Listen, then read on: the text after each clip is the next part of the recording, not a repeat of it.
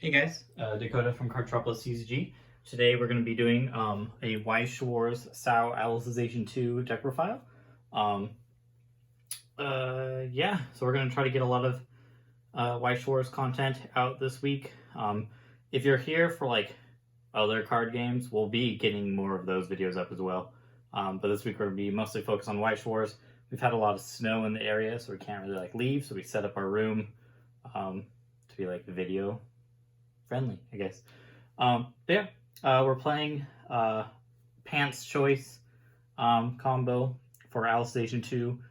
Pretty much the entire deck is from Alicization 2. We're playing like 2 cards that are from like set 1. But yeah, the deck, if it's not like shiny, is pretty cheap, which is nice. I love SAO, so I definitely had to like make this deck. But yeah, it's a lot of fun. So we'll get started. We got this level 0 Kirito Rize. When it gets reversed, reveal up to 3 cards from top of your deck, add a character to hand, discard a card. And if all of your characters are Flucklight, it gets 500 power and +1 level. So 2/5, not too bad. And then being level 1 at level 0 means it dodges bombs, and it dodges like stock bombs and clock bombs, which would prevent you from, I think there's like a level 0 that's like, if it gets reversed, you can send the opponent, if it's level 0, to clock, I believe. So it gets around those. So you like, they can't send it because you're like level 1. Really good early game. Like, I usually want to like open this. It helps dig for other cards you need if they can get over it and like kill it and stuff. So it's like free mill, free cycling. I play a really heavy count of 3s, so getting some of those out of your hand early can be pretty useful. Oh no. Alright, next up we got this Together with a Memory, Asuna and Yuki. Level 0, 500 power, so pretty weak. On attack, choose one of your other characters. It gets 1000 power, equal to that character's soul. So that's pretty fine, I guess. Basically, it's on attack, gives something 1000, which could be good to like let you get over some stuff, because I guess our level 0s are really weak. I'm not gonna lie, we don't get that big.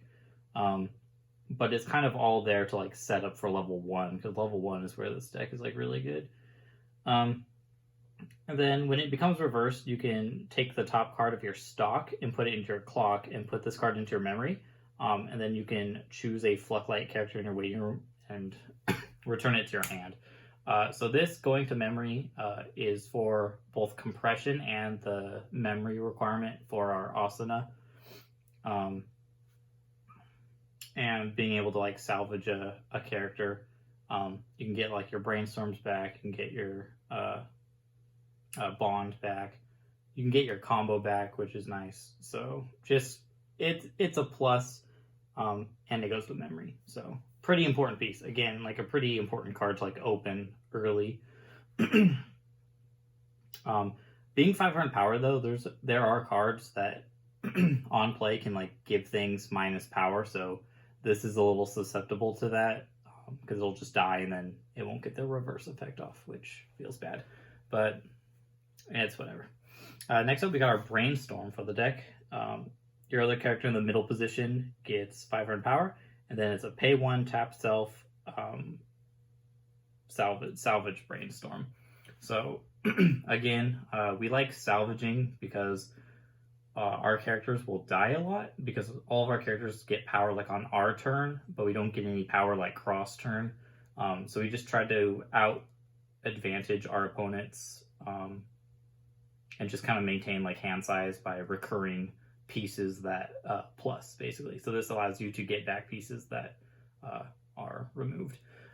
Downside to salvaging is it's kind of bad after you refresh, because then you don't really have any targets, or your targets are really limited. But other than that, I personally prefer salvage brainstorms over searching brainstorms, because I feel like most of the game you're going to have stuff in your waiting room. There's a few instances like very beginning of the game and right after refresh that you don't have anything in waiting room, but for the most part, I prefer salvage brainstorms. The 500 to middle, it's not that much, but it's something. Next up, we have this amazing Asuna card, Takirito Side Asuna. It's another 500 power. All your level 1 Kirtos, this one specifically, get the following ability. On attack, look at the top card of your deck, put it on the top, back on top, or into your waiting room, and then it gets 1000 power till end of turn. So it gives them another 1000 power to get over things. And the top check is pretty nice, so you can like, if you need to hit a trigger, you can, or if it's like on first attack, you can mill the trigger so it doesn't get buried. It can also help you mill a target to salvage off your Kirito combo, and just help you mill through like first deck and stuff. But this card's like actually amazing. And then auto bond with our level 1 Kirito on play. On play, pay 1 stock, choose one of these in your waiting room and return it to your hand. So again, it gets back our combo. So you go for your combo, and then your next turn you can like play this, brainstorm, get them back, and just go for the combo again.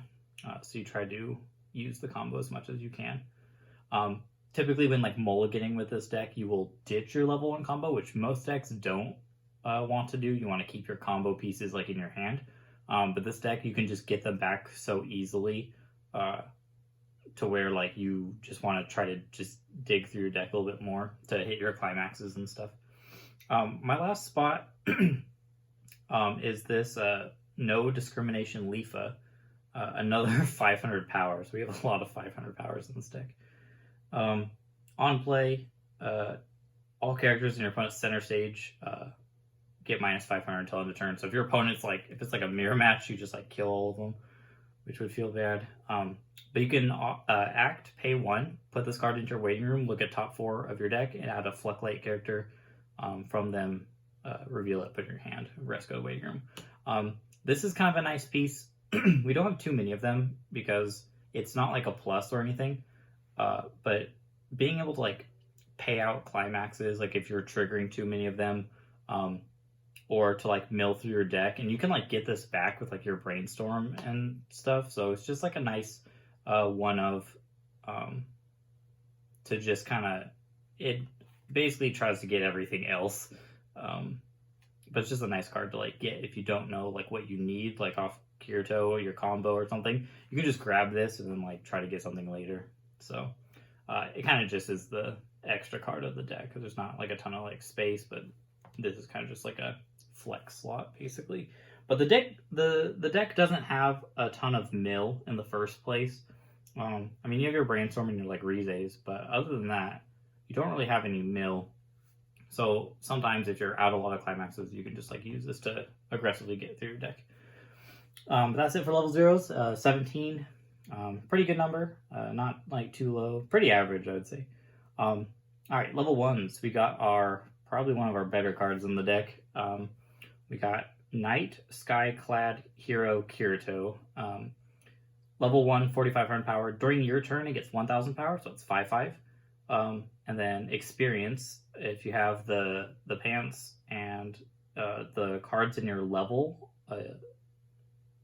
the level of the cards, in your level, are 2 or higher, you can salvage a character on attack.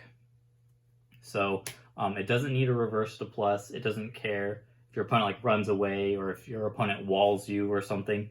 You still get 2+ just on attack, which is nice. The experience isn't super hard to get. I have a ton of level 3s in the deck. We only have 5 blue level 3s. So if you're at 1-0, then you have to like level one of these. But if you're at like, if you're gonna be like at like 1-1 or 1-2, then you can just level like any other yellow 3 that you have like multiples of, and then just clock a blue card and be just fine. But yeah, very good climax combo. I guess like a downside to this is it doesn't mill like on attack. Like there's some other combos that like you can mill like up to like certain numbers and then grab like a card. This one is selective, so you can like pick whatever you want compared to like those cards, but there's no milling. So like the only way to like get through your deck is like attacking and brainstorming, really. So sometimes your deck state can be very bad with this deck from what I've tested, but that just happens sometimes. Next up, we got this like Xenon. It's a climax swapper, so on play you can pay 1, ditch a climax, and choose a climax in your waiting room and return it to your hand. So really good at like getting your pants trigger back. You don't need your choice until late game anyway, and then end game you can ditch the pants to get your choice back. So that's cool. And then on play gets 500 for each character you have at the time. So 7k on play if you have a full field. So just a beater, and also gets your combo climax. So I like 2. Next up, we have a 2 fair and square Kirito. It's a 1/1, 4,000 power. When it gets reversed, if the level of your opponent is higher than that, like the character is higher than their level, you can bottom deck it. So we're playing 2 of these because there's a lot of standby decks right now. So if they standby out the 2/2 at level 1, you can play this and bottom deck it, so they can't like hand encore it. It can also kill level 3 early plays and stuff like that. So yeah, we're not playing any level 2 backups that can like kill early plays or anything. No anti-change backups. So we're playing 2 of this just so we can have them when we need them. Next up, we got this Asuna. Again, we had a couple like flex slots, and sometimes you don't get your combo, or sometimes you can only get a couple of your combo. So this is just like another beater, basically. So it's a 1/0 4,500. If you have this Asuna and Yuki in memory, during your turn, it gets the following 2 abilities. It gets 3,000 power and hand encore. Or during your turn, you get the 3,000 power, and then all the time you get hand encore. So it's the same size as like normal standby targets, which would be 7/5. So with your like climaxes, and maybe if it's in the center, you could make it 9k or something, get over some things. And then if they kill it, if you need another attacker next turn, you can just ditch like a level 3 or like a weak level 0 to keep it alive. So not an amazing card, but it's just it's a solid beater. I mean, the odds of you not having this in memory is pretty low, because you really want to try to get that to memory as quickly as you can. So and you have a lot of ways to like search this. All right, next up, we got level 3s now. So I guess we'll start with the early plays. Early plays kind of just go this way.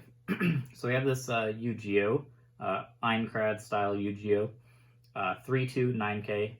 If you have 4 more Fluctlight characters, it gets -1 level. On play from hand, you may heal 1, and then on play from hand, it gets X power to undetermined. X is the number of Fluctlight characters you have times 500. So it doesn't say other. So basically, it's an 11/5 healer early play, so it can get over things. But it does not have power across turn, so it kind of just gets weak and then dies on the swing back, pretty much like everything in the deck almost. But yeah, we want a lot of like early plays in this deck. Next up, we have this Alice and Asuna joint battle, Asuna and Alice. It's a 3/2 9k early play if you have 2 or less climaxes in waiting room. If you have 2 or more other Fluctlight characters, it gets 1,500 power and character encore, so it's 10/5 with character encore. And then on play, it's a top X check based on how many characters you have. So if you play this like last, you can look it up to top 5, add any card, and then the rest go to the waiting room. So I guess I forgot about this. Like if you're at level 2 and need to like get through your last like little piece of deck or something, this can like get you through it. Also, it helps dig for climaxes. It helps you dig for your finisher. Yeah, it's just it also has hand encore. So again, similar to this like Asuna, being able to just keep it around is force your opponent to like do something to it, like bottom deck it or send it somewhere else. And then lastly, for early plays, we have this Yu-Gi-Oh! From set 1, Kirito's partner Yu-Gi-Oh! Again, like this one, if you have 2 or less climaxes, it's an early play. During your turn, it gets 500 power for each other Fluctlight character, so it's 11k. and it heals. It has like a experience like with another combo. You can return like your climax to hand or something. But yeah, we don't use that effect. So it's just another 11k healer early play. So just another one. So a lot of early plays, 7. Next up we have our like finishing 3s, and I guess we'll go to the support 3s after. So we have this Alice. It has a combo, but we're not playing the combo. Combos with the wind. I have a separate deck profile for like this card. Specifically like a Alice Waifu 8 win deck. But basically it's a Musashi, so if they cancel this attack, you mill the top card of your deck, and whatever the level is, you burn for that level +1. So it's just cancel burn. Just another way to like push through damage. Sometimes your opponent's super compressed, and maybe you don't want to like go for the Asuna combo, so you can just play these down and just like try to force damage through. Next up, we got our finisher, which is this Asuna, Unbending Fighting Spirit Asuna. 3/2, 10k. On play, you can heal. And then with the choice climax, or technically any Mother's Rosario, there's like 3 different ones now, I think. On attack, pay 2, ditch 2.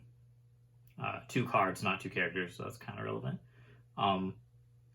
And if you have this in memory, you may pay the cost. If you do, mill the top 11 cards of your deck into the waiting room, and you deal 1 damage to your opponent X times, and X is equal to the number of climaxes in those cards. So if you are, there's a couple ways you can use this card. If you were like, and the reason we're playing 4 because they like heal, but you probably don't need 4. If you're out a lot of climaxes, you can use this just to like maybe get a burn 1, but just mill through like your dead deck with like no climaxes or something, just to get a refresh so you're more likely to cancel later or something. So that's kind of a use. Or you can try to get it to where you refresh and then you go into this, and then you'll be like super compressed, and then you'll just hit like 5 climaxes and burn, 1, 1, 1, 1, 1. You have to be careful though, because if you use this in your compressed deck, if you don't kill them, then you will probably, you will die on the swing back. But if you can set it up, it's a very potent finisher. A lot of burn 1s. There's not a lot of cards in English that prevent burn 1s, whereas in Japan they have a lot of cards that prevent burn 1s, like burning 2 or 3 or 4 can sometimes be better. But yeah, like this combined with like the Musashi is just a ton of damage. And then we have like 2 kind of like supporting role cards. We have these 2 Alices. Glittering, God, I can't even say this name, Osmanthus Alice. It's a 2k assist, and then your opponent cannot play event cards from hand, so you can prevent like money counters, possible like rest counters if they're like on an event. Some rest counters are just on like backups or just normal like character counters, so it doesn't protect from that.